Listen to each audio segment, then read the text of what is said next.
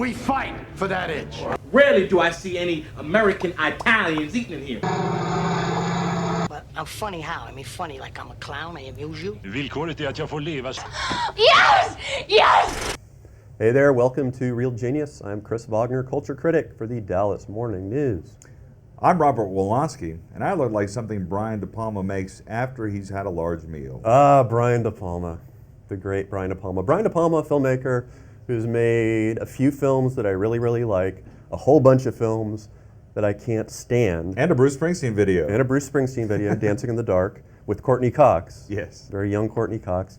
There's a new documentary which young Cox is always better than older Cox. Yes, exactly. Let's not get into that. There's a new documentary though about Brian De Palma that I really like. This is one of the best. You like it because it didn't make it. One of the best films about film that I've seen in a while. Is it? Yeah, it is. I'll defend it. And it is just called simply De Palma. It's directed by Jake Paltrow and Noah Baumbach.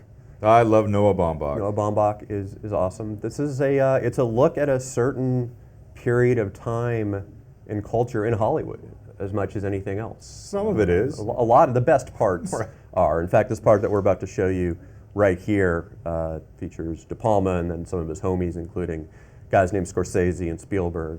Yeah, it's a 109-minute documentary where some of it deals with this period and some of it does not. So let's take a look at that. This was the whole Warner Brothers youth group. Schrader was out there. Schrader was a critic. He brought me the script of Taxi Driver. I didn't think it was commercial, but it was extraordinary. And I thought it was more to Marty's taste. That was basically our group. And we were all very supportive of each other and passing the scripts back and forth and looking at each other's movies. And what we did in our generation will never be duplicated. We were able to get into the studio system and use all that stuff in order to make some pretty incredible movies before the businessmen took over again. A couple of things I love about this film. One, it gives you a sense of how a filmmaker thinks visually. And De Palma is always first and foremost. He even says it in the film. He doesn't start with story.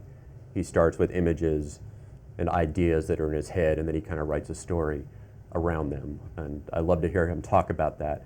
I just love the simplicity too. There's the only talking head in this film about Brian De Palma is Brian De Palma, and the rest is just, I think, exquisitely chosen clips that illustrate everything that he is talking about. There's nobody else coming in and talking about how great Brian De Palma is, or what a disappointment. No, he does that. He has plenty of that. Yes, he does that himself. Yes, he does. But he talks about his failures, and I'm not a huge fan of him as a filmmaker, or even necessarily as a person, but I really like this approach to a documentary about a director.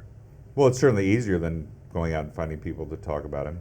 I don't know about that. You just have a guy talking. It's like any interview we ever do with anybody. You just let the tape roll, then you put some clips in, and then you're done. But what an easy deal. I would much rather watch a film like this in which somebody talks seriously about craft and it digs really deep into his body of work than, say, another American Masters. It just felt cursory. But doesn't this feel cursory to you? I mean, he's made a ton of movies. I mean, I'm really interested by some of the earlier works. What have been really interesting about the discussion about The Wedding Party. Early 60s. I mean, but he was going in the early 60s. Well, he gave De Niro his first job with The Wedding Party. I'd be interested to spend more time with some films than with other films. God, a lot of time spent with Body Double. Not enough time spent with Phantom of the Paradise, which is a movie I find to be a lot of fun. They just screened it here at the Oak Cliff Film Festival. It was filmed at the Majestic Theater. Featured a lot of regulars from De Palma's early repertory, so has a little bit about Jessica Harper, but not a lot about why she was cast. She was here. I mean, so more Jessica Harper is what you're saying? No. What I'm saying is, there's so much time spent on some things, not enough time. Nothing feels like it gets its due. Even Body Double, which spends a little more time than anything else. Body Double, which was just look, De Palma was, and he says it very early on, low-rent Hitchcock, which is kind of what I always felt he was at his worst. He doesn't really, it's funny though, he doesn't really say it explicitly until the end. Right. They sort of hint at it before, and then the last 5 minutes, So yeah, I've been copying Hitchcock my whole career. Well, they start with Vertigo. Yes. I mean, that's the first thing you see a clip from. Yes. It's like, oh, yeah. Well, yeah, if you've paid any attention to Hitchcock, I mean, to De Palma at all, you know that that's where he is. To me, his best films are Carrie. His best films are, I love Casualties of War. I've seen it a number of times. Dressed to Kill, damn good film. Dressed to Kill's okay. It's troubling now, especially when you go back and kind of watch it. What it, you know, it's commentary on violence against women and transgender violence. Yeah. Is also a little troubling. It's a depiction of transgender. It's the 70s. Scarface. I will never forget seeing Scarface for the first time, only for the fact that my father took my brother and me when we were way too young to see it in a theater, much less ever, and watching my dad cringe the entire time. The chainsaw sequence, which is discussed in here, I thought was something kind of fun. He talks about how they wanted to give it an X, and he fought, and then he ended up just putting everything that was going to be cut back in anyway, which is kind of ingenious. I think he's a fascinating filmmaker of all the people that were part of that group, and I would like to see more discussion of that, and I know you can get in other places. There have been many discussions about this: Spielberg, De Palma, Lucas, Scorsese, Coppola, Schrader. Yeah, they've been all discussed ad nauseum. I'd like to have seen a little bit more of that. I always felt like he was I don't want to say least talented of them, but the schlockiest of them. I think that's fair to say. He's certainly, there's the word that I think of often is sleazy when it comes to De Palma. You mentioned the violence against women and the transgender problems and a lot of nudity Dressed to for Kill. nudity's sake. He is a voyeur of sorts. But watching this film actually kind of gave me a little more respect for him in that he values the sensation of the image.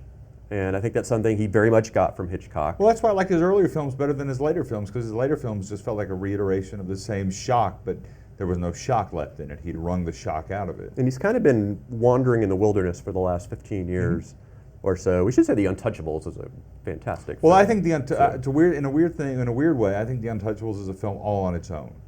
I think in his body of work, The Untouchables stands out as the thing that will last the longest. Even though it steals its key moment from Battleship Potemkin. And he talks about that. He talks about that. He's very transparent about what he steals. Well, because it's right there. Yeah. It's like right there for us. It's like me going in here. I'm gonna take your wallet real quick. The average human being has no idea. The average human being has no idea what Battleship Potemkin is. Battleship Potemkin, by the way, is a silent Russian film, and there is a scene in The Untouchables that literally more or less lifted from it. More or less. You mean more and morer? I mean, I love his work, don't get me wrong. There are moments in his films I think are great. I saw Body Double. It haunted me for years when I was a little kid. There was something about Body Double that just icked the hell out of me. Made you go out and buy some new drills. Man, that sequence is just... It's really disturbing. To see it again here, and to see him discuss it and why it's there. And I do like that. I love any time a director explains to you why he did what he did, so you come to it years later and go, oh, okay, now I get it. And I love the discussion in Scarface about how they had to shoot for 2 weeks, the shooting sequence, because Pacino had burned his hand on the rifle. That said, a lot of this stuff has been talked about in director's commentaries that he's done. A lot of these stories are wildly familiar. A lot of them are cut way too short. To people who study Brian De Palma, yes, these stories will be familiar. Yeah, and they're really short. Don't. I mean, the problem is I just wanted...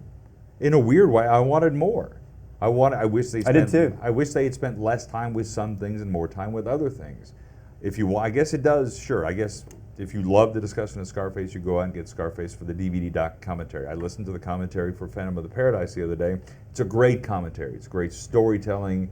It's great about who he worked with, why he worked with them, and why he chose to film with Paul Williams and its impact and so forth. I thought that stuff is great. Here, it's very cursory.